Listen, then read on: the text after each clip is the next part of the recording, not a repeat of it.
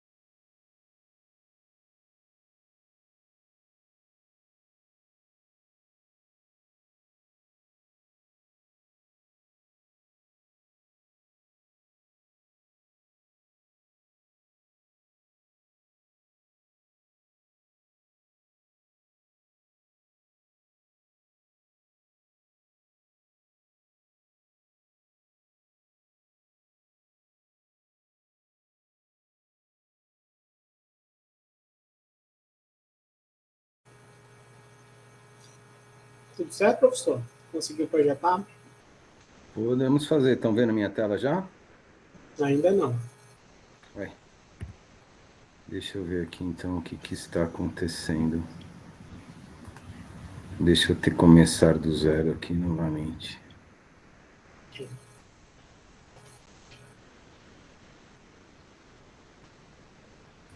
eu fechar tudo e abrir, que às vezes vai mais... Agora?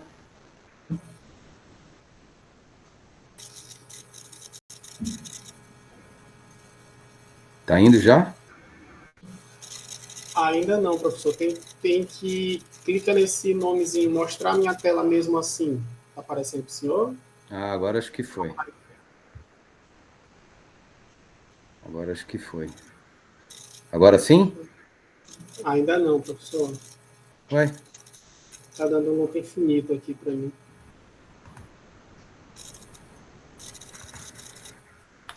Ué, gozado, para mim tá indo o negócio aqui. Deixa eu parar de novo, peraí. Vamos novamente.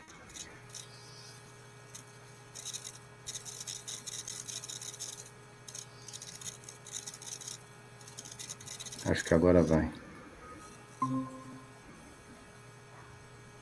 Foi? Ainda não. Você já só consegue abrir a página do PowerPoint? Isso, agora sim. Ah, então tá, beleza. Agora funcionou, então. É, porque tem que entrar. Uhum. Então, vamos lá. Bom dia a todos e todas. Sejam muito bem-vindos à primeira Feira Internacional de Inovação e Comunicação Empresarial. Meu nome é Gilberto Soares e estarei na moderação desta manhã de palestras, em parceria com toda a equipe da editora Improdaut. Esta manhã faz parte da programação oficial do evento e será dedicada a temas ligados à inovação, tecnologias e estratégias de comunicação empresarial. Antes de começarmos, apenas algumas orientações bem rápidas. Pedimos a todos os ouvintes que mantenham os microfones desligados durante as exposições. As perguntas podem ser enviadas pelo chat ao longo da fala do palestrante. Teremos um momento específico para o debate. No entanto, não poderemos passar do horário previsto para não atrapalhar os trabalhos seguintes. Dando início à programação, tenho a alegria de apresentar o professor Américo Varacuria Júnior. Ele é graduado em Engenharia Química, mestre em Planejamento Integrado de Recursos Energéticos. Atualmente desenvolve projetos e business design com ações em mapeamento de processos e iniciativas alinhadas ao ESG e aos Objetivos de Desenvolvimento Sustentável da ONU. Hoje ele irá proferir a palestra Inovação e Sustentabilidade. Professor Américo, muito obrigado por aceitar o nosso convite. O senhor tem a palavra. Obrigado, bom dia a todos, pessoal. Eu que agradeço aí pela oportunidade de participar do evento aqui e falando um pouquinho aqui do que a gente trouxe aqui, do que eu tenho aqui para conversar com vocês, né? A gente vai falar um pouquinho sobre inovação e sustentabilidade, que é um tema bastante amplo, mas ao mesmo tempo a gente vai ver algumas coisas aqui. A ideia é a gente ter uma conversa geral, né? Mais um tema. E falando um pouquinho aí desse resumo, como é que eu entrei na área de inovação, né? Eu comecei trabalhando aí, como já disse, com a parte de planejamento energético, fui trabalhar bastante tempo com desenvolvimento de projetos de créditos de carbono. E peguei bem aquela fase do mercado, eu não sei aqui o tempo de experiência de vocês, mas teve uma fase aí que o mercado de carbono praticamente acabou, né? Um crédito que valia 21 euros a tonelada passou a valer 100 centavos de dólar no dia seguinte, e por conta de uma série de fatores aí do mercado. Então, nessa fase, quem trabalhava com isso começou a se reinventar, e eu descobri a área de inovação nessa fase, né? Nessa época. E trabalhando com a parte de descobrir a metodologia de Design Thinking, fiz uma especialização, e aí foi minha porta para entrar com a parte de inovação. Então, desse momento para cá, a inovação e sustentabilidade tem sido parte do meu trabalho aí, parte da minha vida, vamos dizer assim. Então, com base nessa experiência, né? Então, o que eu quero trazer hoje aqui para a gente é uma conversa, né? A gente tem um debate, um contexto, assim, do que quando a gente fala de inovação e de sustentabilidade, o que está acontecendo, o que realmente é inovador ou não é, e passar os conceitos aí de sustentabilidade ao longo da nossa conversa, né? E de inovação também. Então, a ideia hoje é a gente ter um começo de evento assim, que a gente possa trocar bastante ideia e conversar bastante a respeito desse tema, né? Então, começando um pouquinho aqui, eu fui dar uma pesquisada, né? Quais são as palavras quando a gente pensa em inovação e sustentabilidade, né? Separadamente, quais são as palavras que estão mais em voga associados a isso, né? A gente tem, então, a questão, quando a gente pensa em sustentabilidade, então, o que vem muito de tema e de palavras associadas, vem a questão de economia, a questão de empresas, processos industriais, meio ambiente, e aí meio ambiente coloquei outros, porque aí dentro disso vem poluição, vem recurso hídrico, vem uma série de coisas quando a gente pensa em sustentabilidade, isso pelo lado ambiental, né?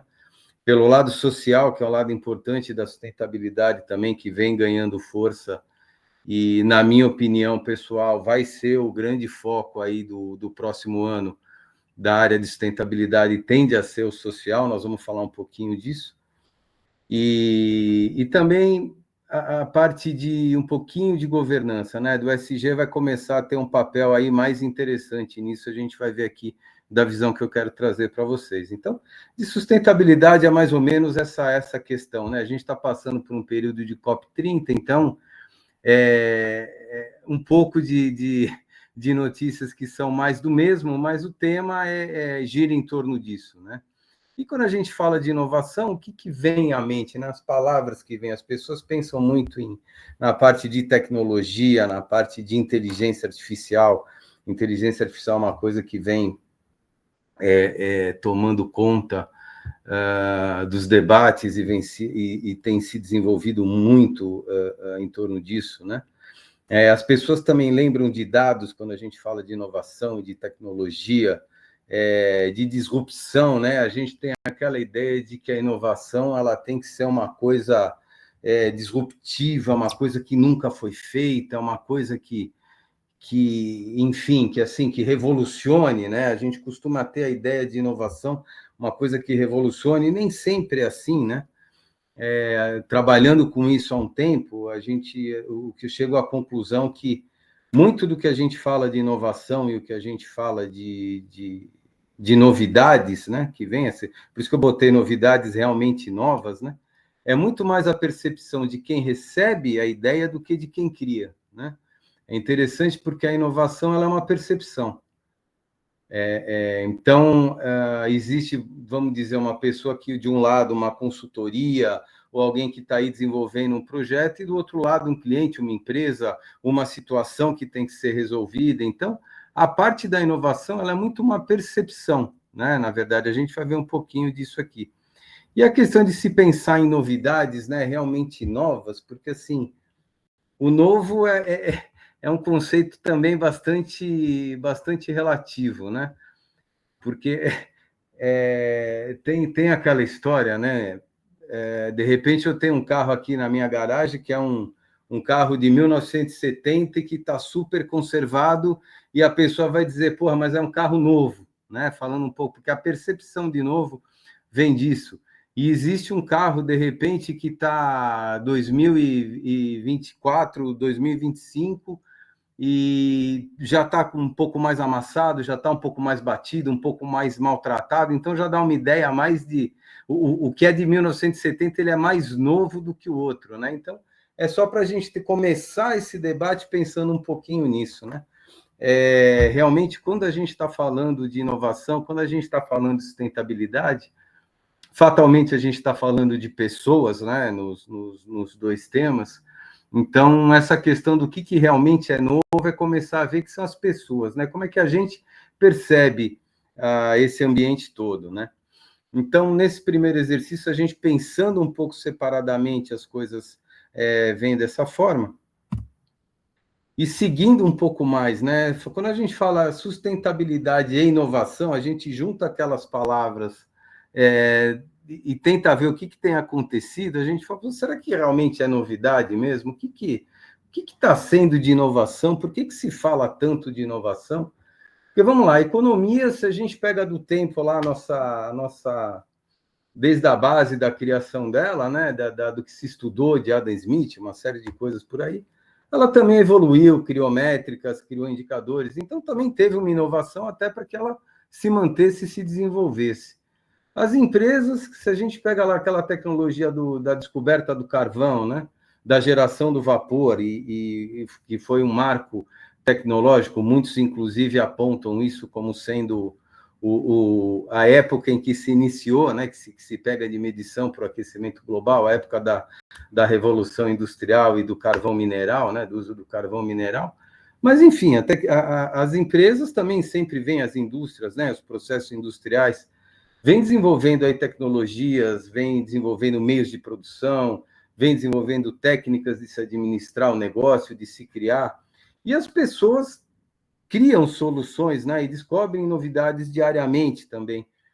E nesse cenário todo, o meio ambiente continua lá sendo como aquela fonte de recursos finitos, né? A razão pela qual a economia existe, né? Que os recursos todos são finitos, né? Mas não vamos entrar nessa profundidade. E servindo como um espaço para interação de pessoas, recursos e transformação. Então, a gente vê um cenário assim e fala, uai, mas hoje está todo mundo falando de tecnologia, está todo mundo falando, será que o que mudou? Né? Por que hoje a gente tem que ter esse destaque? Né? A inovação tem essa coisa. Será que é só pelo avanço de uma nova tecnologia? Quer dizer, será que o impacto que a gente tem hoje de tecnologia proporcionalmente é o mesmo daquele que a gente tinha quando foi a época da descoberta do uso do carvão? Quando foi, por exemplo, a entrada do veículo automotor dos carros, né? Quando Ford começou a produzir um carro, o que está de tão diferente nessa época que, assim, por que eu vejo essa época de uma forma diferente do que eu via antes? Né? O que realmente é a inovação? Então, a gente pensando um pouquinho nesse termo, né? Nessa forma. E aí, o que a gente tem de novo com relação a isso, né? Então, vamos pensar um pouquinho. A tecnologia avançou, a gente tem a gente tem uma comunicação de mídias, de tecnologia, de redes sociais e uma série de coisas que, de certo modo, ajudam. A gente tem a questão de Facebook, de Instagram, etc., mas, por outro lado, todas essas mídias, elas expõem muito, tanto pessoas quanto empresas, né? Então, a gente vive um cenário hoje onde as fragilidades ou os erros ou vamos dizer, as improbidades, enfim, elas podem ser expostas com uma facilidade muito grande. Então, uma empresa hoje, uma pessoa, ela está exposta a muita coisa muito rápida, né? Outro dia eu estava vendo uma consequência disso, estava dando uma pesquisada na internet e vendo como os atletas hoje, né? A gente falando de esportes, que também é uma fase, o atleta, como ele está exposto hoje, desde cedo, desde o início de carreira, seja na natação, na ginástica, no futebol, no vôlei, no basquete, enfim, quando ele começa a ter um pouco de destaque na carreira, como a coisa já vira. Então, ele já tem um Instagram, ele já tem uma assessoria de imprensa, já tem um negócio, tudo isso focado para preservar a imagem do atleta, né? Então, proporcionalmente, as empresas hoje elas estão sujeitas a esse mesmo risco, vamos dizer assim, né? A exposição, né? Então, essa é uma coisa que a gente tem hoje. A gente tem hoje uma questão de risco climático também, que a gente não tinha nessa época toda, né? Aqui, sem entrar na celeuma se o aquecimento global é ou não é realidade, mas, assim, a gente está vivendo uma questão em que os riscos climáticos estão sendo considerados para as empresas, porque as coisas estão acontecendo, né? Estão ocorrendo algumas mudanças, então as empresas começam também, e as áreas de negócio, a tentar se precaver com relação a isso.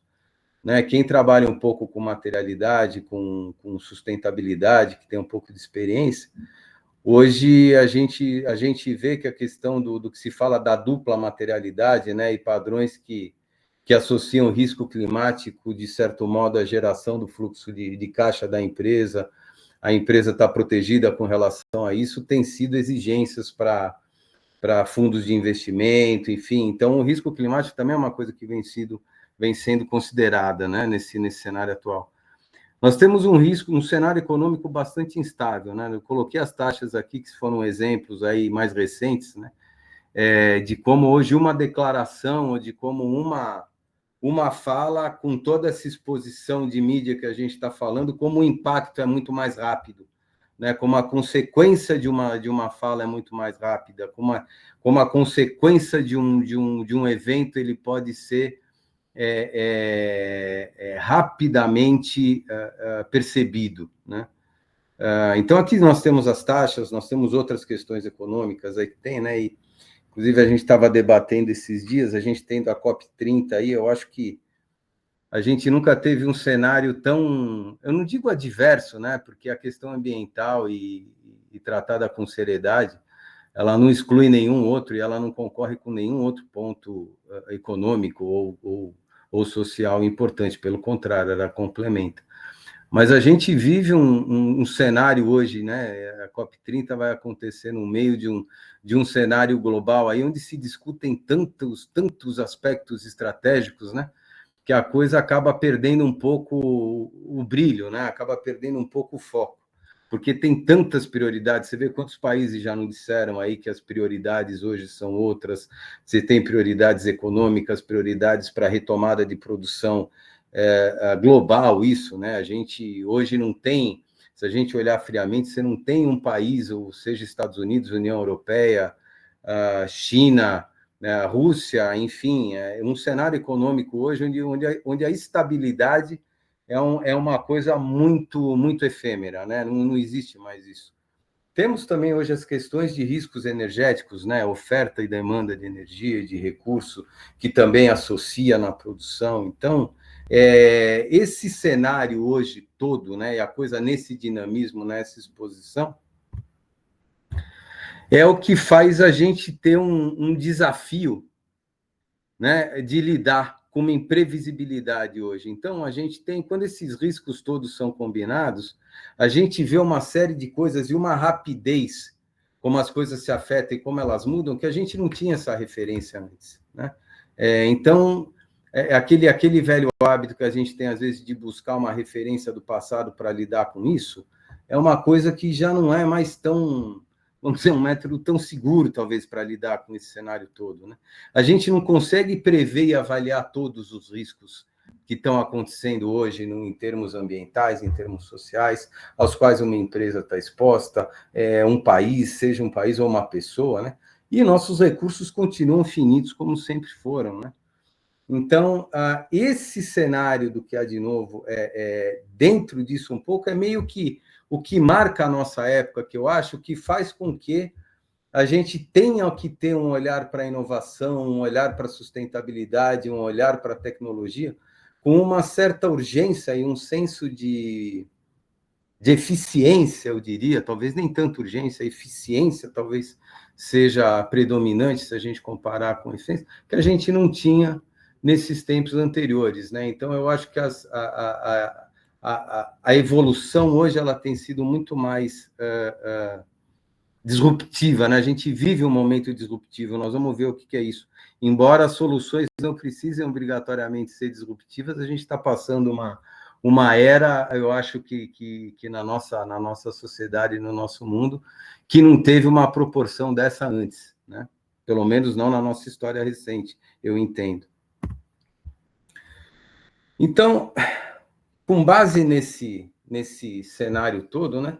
Como é que as empresas têm se gerenciado? Como é que os países têm se gerenciado, né? Então, as empresas têm tomado essas medidas de gerenciamento interno. Então, com toda essa urgência, o que tem acontecido da parte de sustentabilidade, né, com esse cenário, é que aquilo que era uma questão de ESG, que era uma questão mais de compliance, ela passa a ser vista, além do compliance, também como uma parte de análise de risco, né? Como a gente comentou aqui, como da parte de risco climático, o risco climático é um assunto que vem tendo uma repercussão muito maior nas empresas hoje, né? Existem projetos e programas de financiamento específicos para a empresa hoje que condicionam um estudo de risco climático, um posicionamento de risco climático para as empresas, né? E quando a gente fala disso, então, a gente está começando a ter uma época em que, quando se falava de ESG, se falava de metas, sempre se falava, e se fala ainda, que é um tema e não vai deixar de existir, a questão das reduções de emissões de gases de efeito estufa, Mas associado a isso, as empresas, se a gente dá uma pesquisada no relatório de sustentabilidade, tem muitas outras metas, né? E as empresas estão cobrando muito seus fornecedores, tanto na questão social, ambiental e governança, né? Por quê? Porque também é o modo da empresa se proteger, né? Aquela história, imagina, sei lá, a gente pega uma grande empresa, uma Nestlé, uma Unilever, grandes empresas desse ponto, que tenham um fornecedor, que tenha, por exemplo, um trabalho escravo, alguma coisa, e que isso venha à mídia, aonde a empresa que vai ser exposta não é a do fornecedor, é a grande empresa que comprou. Então, a notícia que viria na mídia seria: a Nestlé está comprando alguma coisa, ou uma empresa grande, de alguém que tenha trabalho escravo. Quer dizer, então, a repercussão disso é muito grande, né? Os riscos são muito grandes.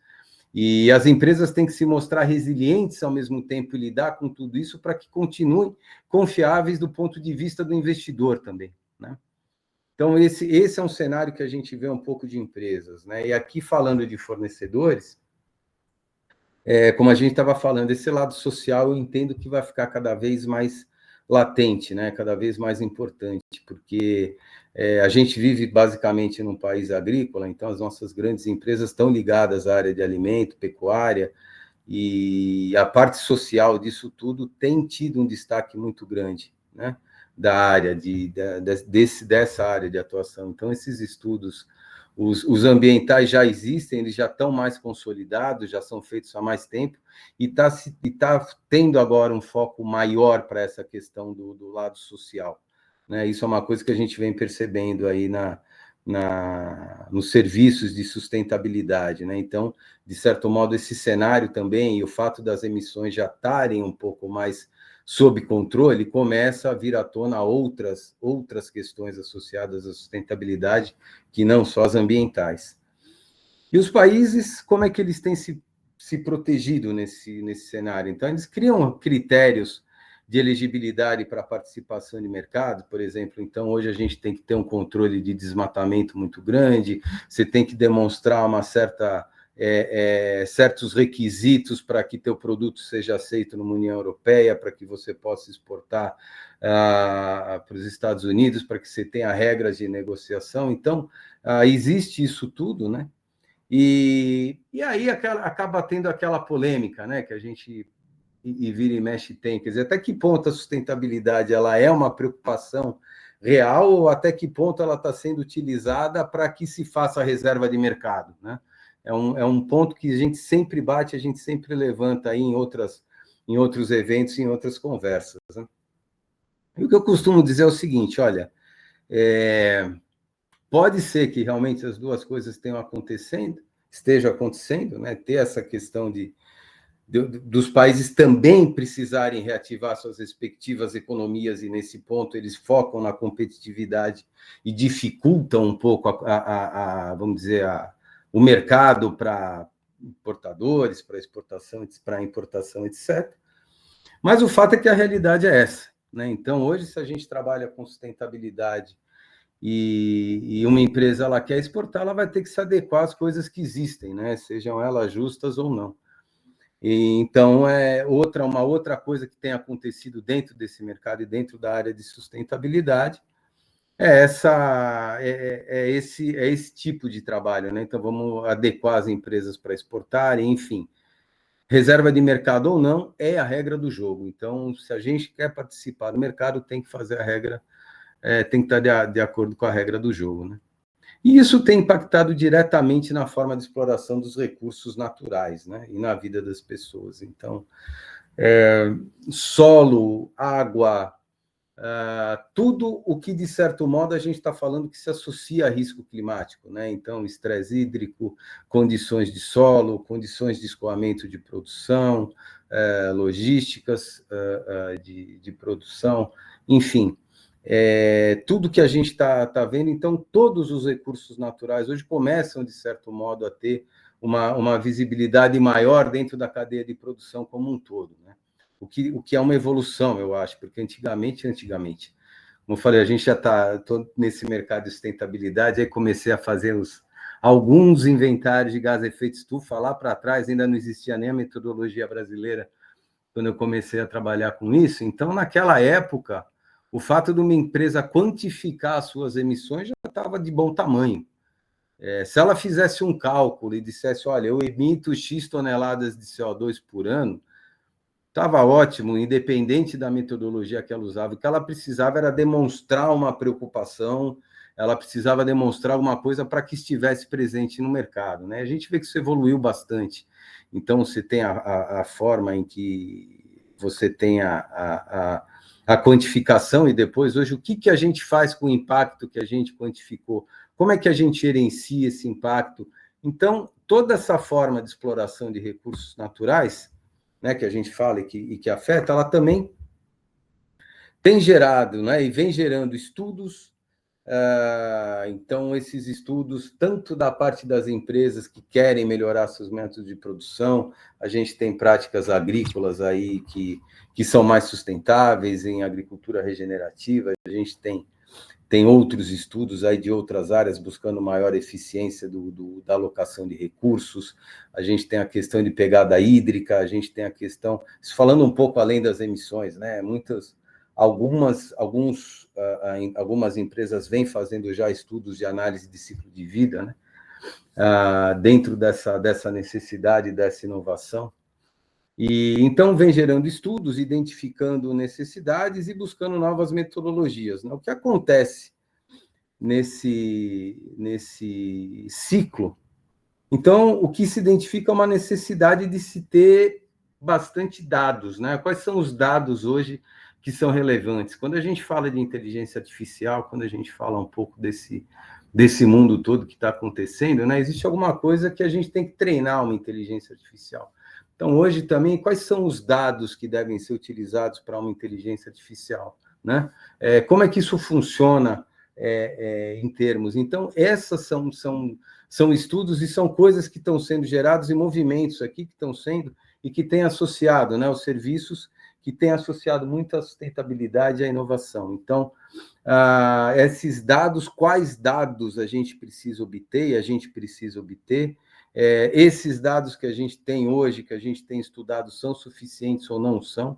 Aí depende do problema que eu quero abordar, uma empresa que está fazendo um levantamento com o fornecedor, ou, enfim, outras necessidades. Eu sei que o que acontece é que a gente tem os dados, às vezes esses dados identificam que a gente, para ter uma conclusão, precisa identificar outras coisas, e aí a gente começa a gerar outras soluções que mostram novos desafios e que aí a gente volta para os dados e a gente volta a tudo isso. Então, dentro desse estudo todo, né, dessa sequência toda do que vem acontecendo em termos dessa necessidade de dados, né, que vem tendo um destaque maior para a inovação, né? Onde é que está que a gente falou, né, da questão da inovação não ser alguma coisa disruptiva obrigatoriamente, né? A gente vai falar um pouquinho agora dos tipos de inovação.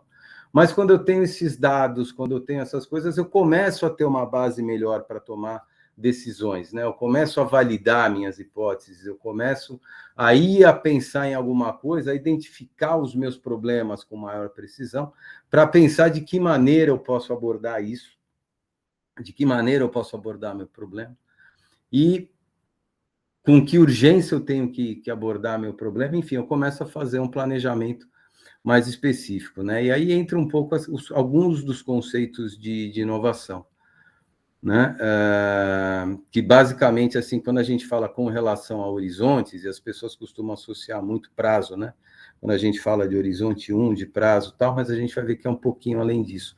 Então, dentro desses dados todos, eu começo a estruturar as minhas soluções, pensando, obviamente, numa forma criativa de fazer, porque, como a gente falou, a gente comentou aqui há um tempo atrás, né, alguns minutos atrás, não dá muito para olhar para o passado, para a gente ficar pensando nisso tudo, então, esse ciclo que tem acontecido de dados faz a gente pensar e olhar para frente e ver como é que eu resolvo o problema. Então, dentro dessa maneira de resolver o problema, dependendo da urgência que eu tenho esses horizontes de inovação para utilizar. Então, quando eu falo o horizonte de inovação incremental, a gente fala geralmente nele de curto prazo, tem um prazo típico de 0 a 2 anos, né? Então, o que ele tem, assim, de característica, né? Então, ele quer dar uma melhorada, ou ele quer expandir o que a gente tem hoje do problema hoje, né? como é que eu melhoro uma dada situação, como é que eu aumento uma eficiência, uma produtividade, uma rentabilidade. Então, como é que eu posso melhorar a experiência do meu cliente, como é que eu posso lançar uma nova versão de um produto, ou como é que esses dados que eu coletei lá do meu cliente, de que forma eu posso ajudar o meu cliente, ou de que forma eu posso orientar o meu fornecedor a ele tá mais seguro com relação ao processo dele, consequentemente, eu vou estar mais seguro de estar comprando desse fornecedor. Então, é um tipo de, vamos dizer, uma melhoria, uma inovação que não é impactante em termos de se criar muita coisa. Ela tenta aprimorar alguma coisa. E claro que quando a gente fala esse prazo típico de 0 a 2 anos, né, trabalhando um pouco na área, sabe que esse prazo realmente é uma coisa teórica, ele pode ser uma inovação que você consiga identificar e estudar e resolver ela em um ano, como pode ser que, mesmo sendo uma inovação incremental de horizonte 1, você leve 5 anos para desenvolver. Então, esse tempo aqui é uma classificação que existe, mas, assim, não obrigatoriamente, se ele passou de 2 anos, ele vai deixar de ser uma inovação incremental, né? Isso que é importante a gente dizer. Não é o tempo que define qual é o tipo de inovação que eu estou trabalhando, tá? No Horizonte 2, você já tem um tipo que ele vai começar a explorar novas oportunidades, né? Seja do teu negócio atual ou do problema que você está começando a resolver. Então, é adaptar um produto para um novo público, ou é pegar aquele meu problema de dados, aquele levantamento que a gente comentou lá, ver o que eu identifiquei, de repente, alguma ação que eu estou vendo lá que eu vou precisar para tomar aquilo, é uma coisa que não fazia parte, nunca houve nenhum plano de ação, nunca aquele risco foi mitigado, nunca aquele risco foi medido. Então, eu começo a ter que explorar uma outra possibilidade, começo a ter que fazer uma outra metodologia para encontrar aí essa nova forma de lidar com aquele problema, né? Que muitas vezes os dados estão lá e me mostraram um problema que eu não sabia que estava associado, que eu teria que resolver, né? Dentro de um horizonte 3, a gente tem já a inovação disruptiva, aí realmente vem de você criar uma coisa completamente diferente, completamente nova daquilo que a gente tem e daquilo que a gente pensou, né? Às vezes, realmente, você tem problemas de fornecedores, você tem, por exemplo, um caso comum que a gente tem quando alguma grande empresa do setor de alimentos ela compra coisas ou parte da sua produção de pequenos produtores, muitas vezes engajar esses pequenos produtores dentro das normas de qualidade de uma grande empresa é um desafio, né? E às vezes a gente vê que os critérios e normas que essa empresa tem para avaliar e qualificar aquele produtor, talvez não se aplique para um pequeno produtor, porque ele talvez seja focado para um fornecedor maior, para um fornecedor mais estruturado, que quando você começa a diminuir um pouco para a cadeia, ele não se aplica naquele estándar. Então, às vezes, ou é necessário a gente ver dentro daquele estándar o que se adapta ou não, e tentar, vamos dizer, personalizar aquele estándar para a realidade desse produtor, desse fornecedor, e muitas vezes não tem como. Então, às vezes, tem que tentar partir dentro da realidade dele, de que forma eu vou criar e de que forma eu vou poder gerenciar e auxiliar esse fornecedor, né, dentro dessa inovação. E aqui ele fala que a gente tem um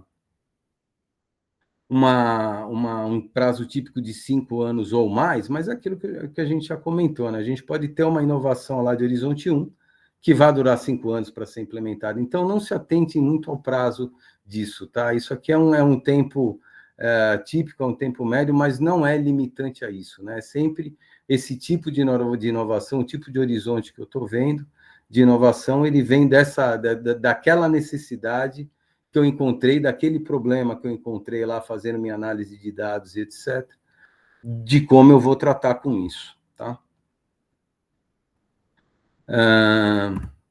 Fazendo um quadro resumo aqui do que tem, né, das principais conceitos de inovação e definição, então a gente tem aqui, além dos horizontes, né, que a gente falou um pouquinho lá, da inovação, os tipos de inovação incremental, semi-radical ou radical parcial e disruptiva, né? Que foi um pouquinho já do que a gente tem falado. Então, se a gente vai direto aqui para as características principais, a gente de inovação incremental, a gente tem pequenas mudanças, né? Ela tem um baixo risco, ela já tem tecnologia mais conhecida. Vamos tentar pegar aquele exemplo que a gente está dando aqui de uma empresa que está tentando qualificar lá o seu fornecedor. Então, ela está vendo lá que ele tem um standard e aquele standard ele vai aplicar para uma empresa que está lá, mas que, de repente, em função de alguma mudança de operação do fornecedor, alguma coisa, tenha que ter feito alguma observação naquele standard, enfim, alguma coisa que não impacte muito essa questão.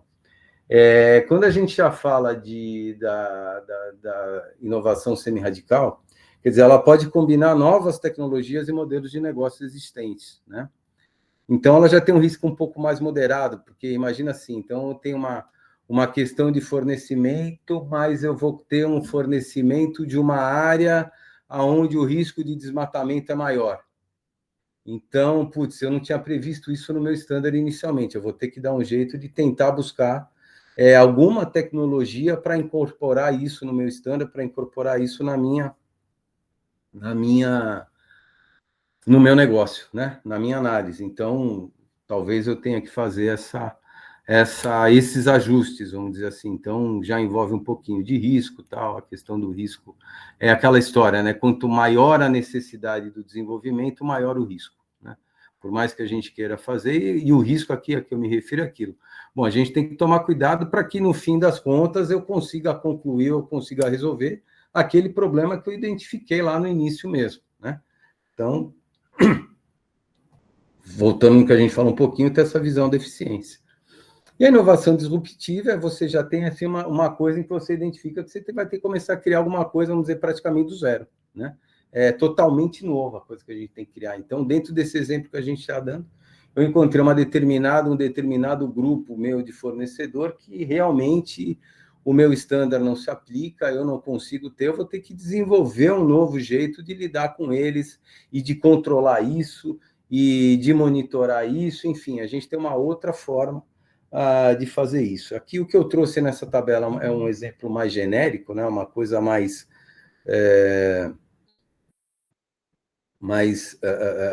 focada mais para o conceito de inovação em si, e tentando trazer o nosso exemplo para a área de sustentabilidade aqui, que é o tema da nossa palestra. Tá? Então, qual que é o resultado disso tudo, né? Como é que a gente chega nesse... O que gera essa questão toda quando eu vejo a inovação, quando eu vejo a necessidade?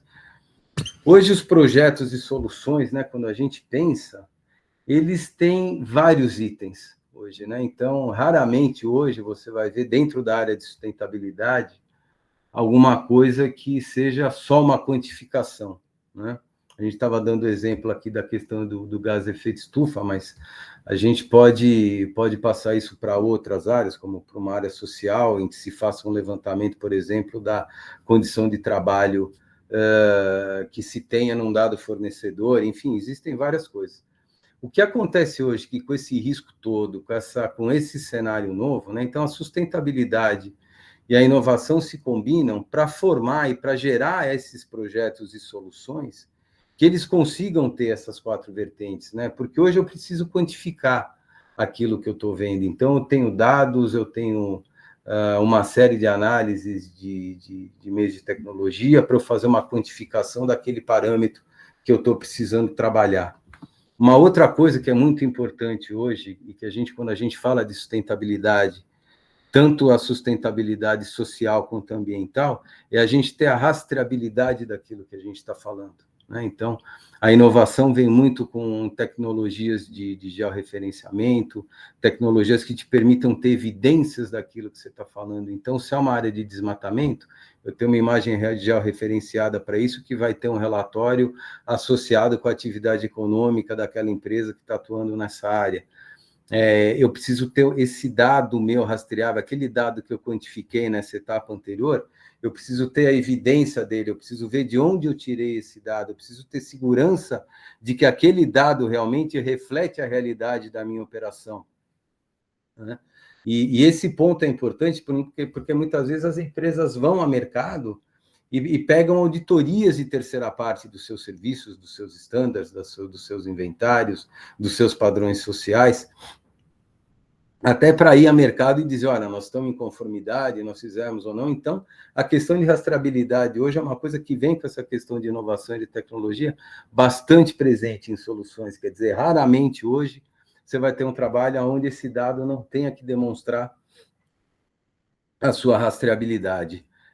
O outro ponto que vem com isso é a análise estratégica de risco, ou seja, eu estou fazendo todo esse trabalho, então eu vou classificar esses meus riscos, eu vou ver como é que eles lidam com meus KPIs, com meus indicadores, porque eu tenho que fazer uma utilidade disso, né? Então, eu estou quantificando, eu estou tendo essa rastreabilidade, porque eu preciso usar esse dado estrategicamente. Eu preciso saber como esse dado me posiciona no mercado com relação a concorrentes, com relação a, enfim, a aceitação de público do meu mercado, com relação a isso tudo.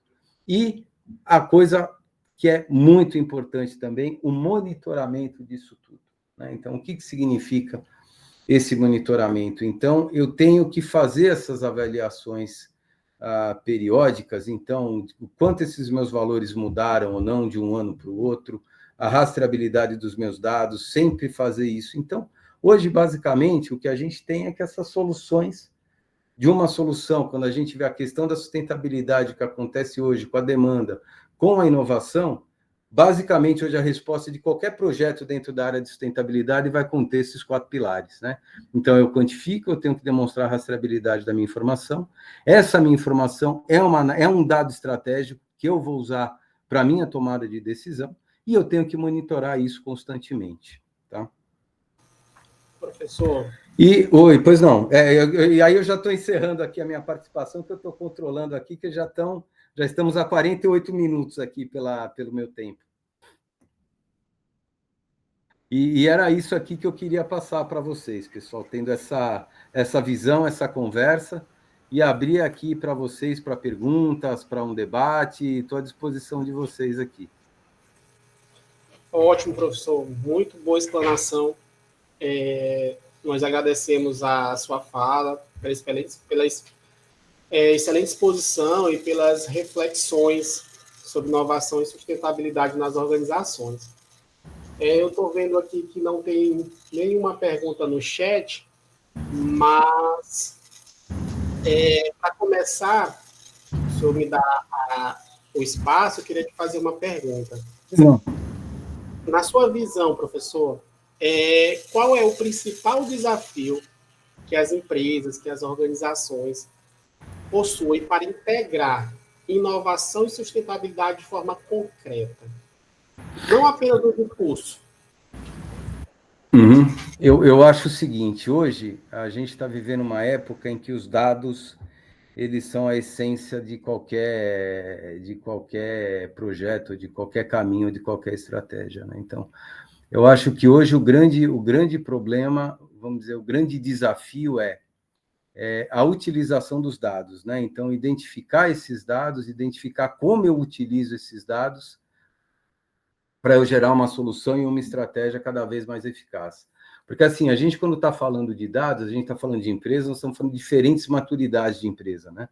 Se a gente pega uma empresa grande, ela já tem essa estratégia mais estruturada, ela já tem agora... Tem empresas de médio e pequeno porte que estão ainda, acho que a grande dificuldade deles hoje para conseguir desenvolver a inovação é justamente identificar quais são os dados que são importantes para os negócios dele, dentro da operação dele, e como ele usa esses dados. Quer dizer, mais ou menos eu quero usar uma inteligência artificial, mas eu não sei de que forma eu alimento essa inteligência artificial. Dando esse exemplo.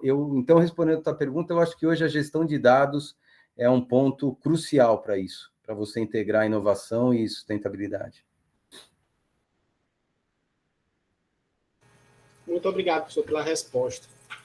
Então, a gente finaliza aqui a primeira palestra do evento. Muito obrigado. Acho que uma pergunta no chat aqui, é isso? Apareceu para mim. Professor, na sua visão, qual vai ser o impacto da COP30 referente a inovações sustentáveis dentro do panorama da Amazônia? Olha, a Amazônia sempre é uma coisa bastante complexa, né? A gente sempre, quando a gente fala de Amazônia, a gente fala muito de desmatamento, de coisa, e é um cenário bastante complexo. Eu fiz o meu mestrado lá na área e foi um desafio, assim, fantástico. Olha, eu acho que, assim, em termos de COP30, eu não teria, assim, eu não tenho uma grande expectativa com relação a sair alguma solução muito inovadora.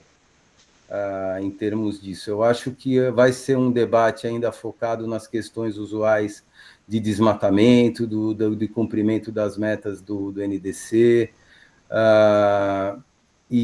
Mas, assim, para esse momento, eu não tenho uma perspectiva de alguma solução muito inovadora para a Amazônia, embora eu acho que haja lá um grande potencial para isso, porque a cultura do Amazônida em si é que deve ser considerada sempre, né? Essa que eu acho que é a minha opinião. Mas, assim, para essa COP, eu acho que a questão vai ser um pouco mais em termos de meta e de apresentação de políticas de próximos passos do que propriamente metodologias de inovação. Minha percepção.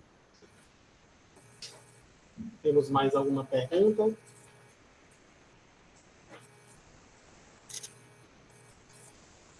Ótimo. Professor, então, finalizando, muito obrigado, tá, pela sua participação aqui no nosso evento. Foi de grande valia as suas explanações, tá bom? A gente agradece também a todos os participantes que estiveram presentes aqui na primeira palestra da manhã, tá? A gente vai fazer uma transição bem rápida para a segunda palestra. Essa segunda palestra acontece em outro link, tá? E tem um tema sobre emoções sintéticas, o futuro dos chatbots humanizados. A gente finaliza aqui, professor. Muito obrigado mesmo, tá bom? Doutora, agradeço a participação aí. Tá, Joia, agradeço a participação. Qualquer coisa, eu estou à disposição. Obrigado, professor.